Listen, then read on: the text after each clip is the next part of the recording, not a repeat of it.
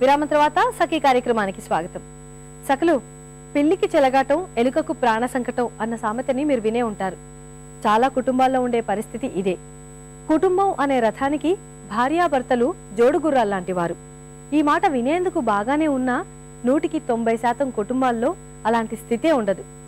చాలినంత కట్నం తేలేదని, అందంగా లేదని, మగపిల్లవాన్ని కనలేదని, ఎదురు మాట్లాడిందని, ఇలా 1,00,000 కారణాలతో భర్తలు ఫిర్యాదు చేస్తూ ఉంటారు.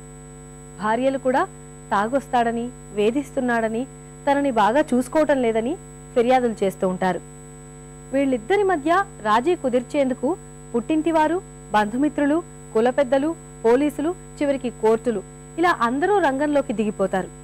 మన కుటుంబాల్లో ప్రజాస్వామ్యం, సమానత్వం లేనప్పుడు రాజీలలో సాధారణంగా బలవంతుల మాటే నెగ్గుతుందండి.